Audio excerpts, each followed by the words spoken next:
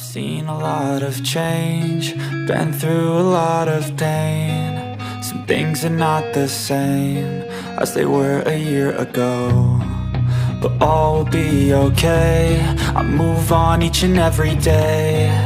The past is where it stays, way back a year ago. I've changed for the better this time. I thought I would never be fine. I strive just to say I'm alright, and for the first time in a long time I'm alright. পরীক্ষা আমাদের শেষ হয়ে গিয়েছিল, ভাবলাম তাই একটু ঘুরে আসি বন্ধুদের সাথে।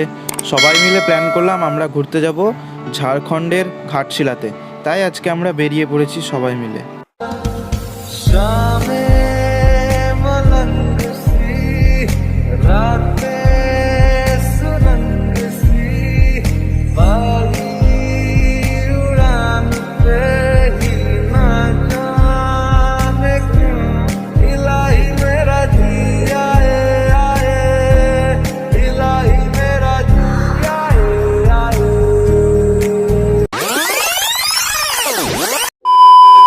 আসলে ট্রেনটা ছিল একটু লেট, তাই আমরা ভাবলাম এক কাপ করে চা খেয়ে নেওয়া যাক দেরি না করে।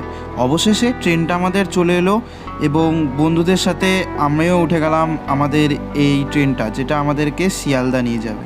তুই বল আগে। আর ট্যুরটা হচ্ছে আমাদের চেষ্টা করে করলো সব তো গান্ডু আমরা। क्या क्या कहना कहना क्या चाह रहे हैं भाई आप? আর তুই কি বলবি? প্রথম কথা হচ্ছে আমরা তিনজন একসাথে সেকেন্ড টাইম। হ্যাঁ বল বল। ট্যুরটা আমার জন্য তৈরি হয়েছে, ঠিক আছে? কিন্তু কামাখ্যা যাচ্ছিলি।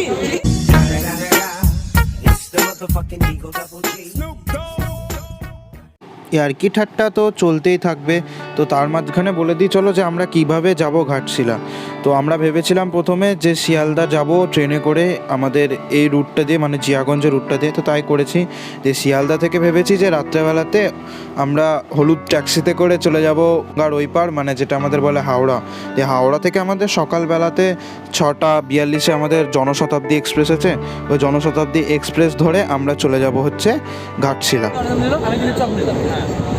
আসতে ভাবলাম যে একটা রোল খাবো, ওখান দিয়ে দেখছি যে তোরা গান করছিস। ভাবলাম ভাগে পাবো কি পাবো না, আগে মার ওখানে যা।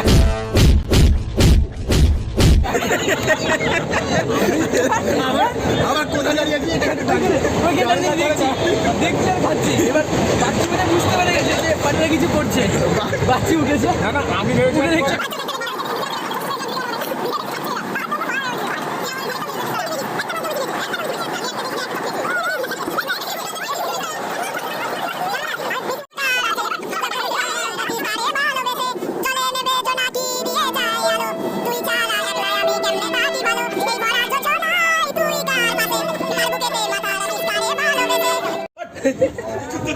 জুতো কিন্তু ফেলে দেবো, বলে কি ফেলে দিত? ফেলে দেবো।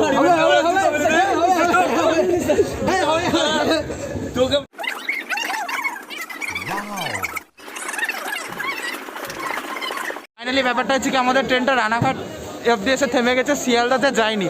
তাই আমাদেরকে আবার রানাঘাট থেকে একটা লোকাল ধরতে হচ্ছে শিয়ালদা যাওয়ার জন্য। তাই প্রথমে একটু প্ল্যাটফর্মের একটু ভুল হয়ে গেছিলো, তার জন্য আমরা 5-এ চলে গেছিলাম। কিন্তু আবার এখন আমরা ঠিক সময়ে 2 নম্বরে এসে দাঁড়িয়ে আছি। ট্রেন আসুক, প্রচুর ভিড় আছে, তোমরা দেখে নাও প্রচুর ভিড়। এই ভিড়ের মধ্যে রাত্রেবেলাতে দাঁড়িয়ে আছে, একটা আলাদা এক্সপিরিয়েন্স। অরিন্দম কেমন এক্সপিরিয়েন্স হলো?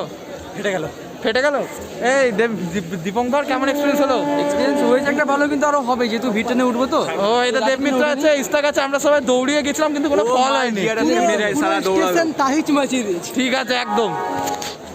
3 নম্বর প্ল্যাটফর্মের গাড়িতে কেউ থাকবেন না। 3 নম্বর প্ল্যাটফর্মের গাড়ি কার শেষ যাবে।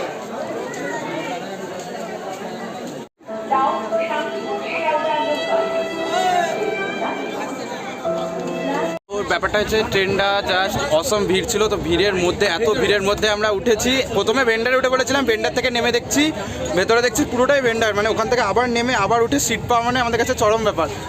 দীপঙ্কর কেমন হলো এক্সপিরিয়েন্সটা? ওটা তো পড়ে গেছিলাম, আমি তোকে ধাক্কা মেরে দিয়েছিলাম।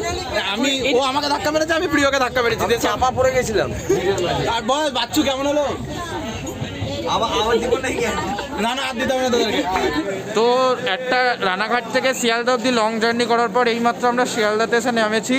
তো এবার শিয়ালদা থেকে আমরা রাত্রেবেলাতে কিছু খাবো, খেয়ে হাওড়ার উদ্দেশ্যে রওনা দেবো। তো আমার সাথে প্রিয় আছে, প্রিয় শরীরটা একটু খারাপ হয়ে গিয়েছিল, তো ওকে আমি একটু ফান্ড দিয়ে ওকে একটু ঠিক করে রেখেছি। আর বাকিদের মোটামুটি কাউরিরই কিচ্ছু হয়নি। এটা হচ্ছে আমাদের ট্রেন, যে ট্রেনটাকে আমরা জীবনে ভুলবো না। যিশুদাও ছিল কিন্তু যিশুদা আমাদেরকে একটু হেল্প করেনি। এত সরি জিৎ ছিল, জিৎ, এটা বিশুর বেটা নামের। আসলে শিয়ালদা পৌঁছাতে অনেক রাত হয়ে গিয়েছিল, প্রায় 1:30। তাই কোনো খাবারের দোকান পাচ্ছিলাম না, আর আসলে সবারই খিদে লেগে গিয়েছিলো। তাই আমরাই খুঁজে বেড়াচ্ছিলাম এদিক ওদিক খাবারের দোকান। অনেক খুঁজে অনেক এদিক ওদিক ঘুরে একটা ওয়াও মোমোর স্টল দেখলাম, কিন্তু সেখানেও সব আনঅ্যাভেলেবেল হয়ে গেছে।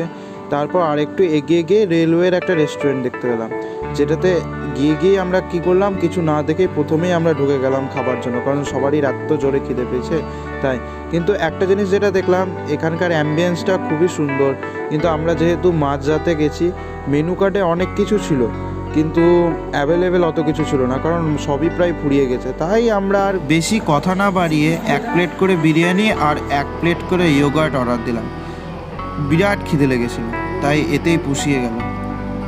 আচ্ছা বন্ধুরা, খাওয়া দাওয়া তো হলো, তাহলে এবার হাওড়া স্টেশনের দিকে রওনা দেওয়া যাক। তাই সবাই মিলে রাত্রেবেলাতেই বেরিয়ে গেলাম হাওড়া স্টেশনের উদ্দেশ্যে। তো প্রথমে ট্যাক্সি পাচ্ছিলাম না, কিছুটা হেঁটে হেঁটে যেতে হলো। তারপর মাঝখানে আবার মহাদেবের দর্শন পেয়ে গেলাম, আমাদের বাবার দর্শন পেয়ে গেলাম। তারপরে ফাইনালি ট্যাক্সির কাছে গিয়ে আমরা পৌঁছালাম। 2000 years later. বন্ধুরা, এখন শুধু মালটা লোড করার দেরি, মানে আমাদের যে ব্যাগপত্রগুলো আছে। তারপরে একটা ট্যাক্সিতে 7 জন মিলে ঠেসে ঠুসে আমরা চলে যাবো মাঝ রাতে কলকাতা শহরের বুক দিয়ে। কলকাতা তুমিও হেঁটে দেখো, কলকাতা তুমিও ভেবে দেখো, কলকাতা তুমিও হেঁটে দেখো, কলকাতা তুমিও ভেবে দেখো যাবে। সো ফাইনালি হাওড়া স্টেশনে চলে এসেছি। এবার হাওড়া স্টেশনে এসে প্রথম কাজ হচ্ছে একটা ওয়েটিং রুম নেব, কারণ আমাদের ট্রেন আছে সকাল 6টার সময়, আর ততক্ষণ তো আমরা বসে থাকতে পারবো না, খুবই টায়ার্ড আছি। তাই সবারই ফার্স্ট একটা ওয়েটিং রুম নিয়ে নেবো। ওয়েটিং রুম নিয়ে তারপরে তোমাদেরকে ওয়েটিং রুমের ভেতরে গিয়ে দেখাচ্ছি, ঠিক আছে? এখন আর পারছি না। তো স্লিপার ক্লাসের মধ্যে চলে এসেছি, মানে স্লিপার বলতে এখানে বসেই চাকা যাবে। তারপর ইস্তাক বসে এখন গল্প করছে। এই সাইডে আমাদের আছে অরিন্দম, আর বাকিরা বাথরুমে গেছে। তো এখন একটু রেস্ট নেবো, সকালবেলা আবার আমাদের ট্রেন আছে, ট্রেনে উঠে তোমাদের সাথে যোগাযোগ করছি, ঠিক আছে?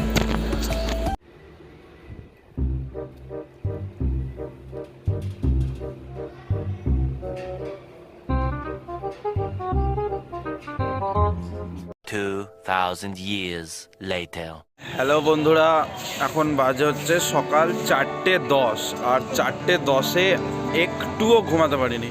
মানে ওয়েটিং ক্লাসের সিটগুলো এমন যে তুমি ঘুমানোর চেষ্টা করলেও ঘুমাতে পারবে না, এত স্টিলের সিট। তাই জাস্ট পিঠ ঠেকিয়ে শুয়েছিলাম জাস্ট একটু। এখন একটু ব্রাশটা নিয়ে বেরিয়েছি, এই হাওড়া স্টেশনে আছি, কারণ আমাদের তো 6:30 ট্রেন। তো 6:30 ট্রেন, এত আগে আমরা যেতে পারবো না। তাই আমরা এখনও পর্যন্ত ওয়েটিং রুমেই আছি, এরপরে বেরাবো। বেরিয়ে আমরা তারপরে আমাদের স্টেশন থেকে ট্রেনে উঠবো। ওকে, এখন হাওড়া ব্রিজের কয়েকটা ভিউ দেখাচ্ছি তোমাদেরকে, দেখে নাও।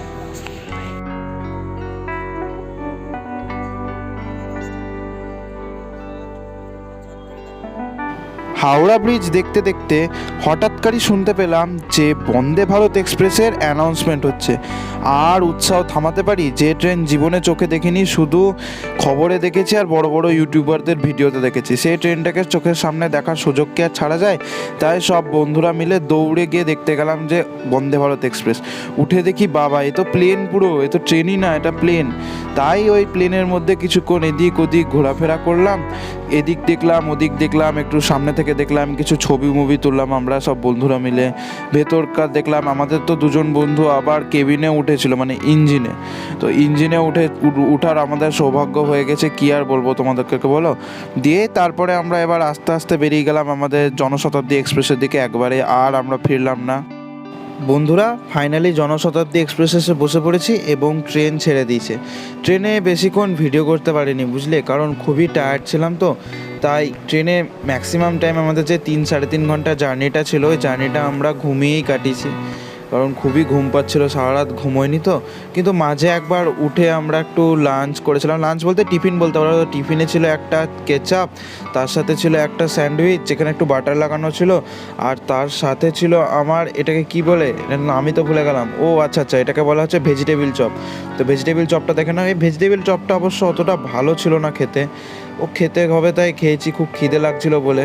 কিন্তু ব্রেডটা সবথেকে ভালো ছিল, ব্রেডটা খেয়ে তাও পেটটা হালকা ভরেছে।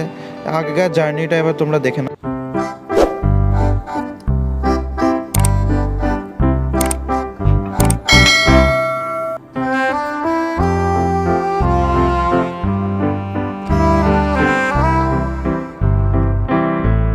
ফাইনালি অনেকক্ষণ ধরে জার্নি করার পর আমাদের ট্রেন ঢুকে গেল ঘাটশিলা স্টেশনে।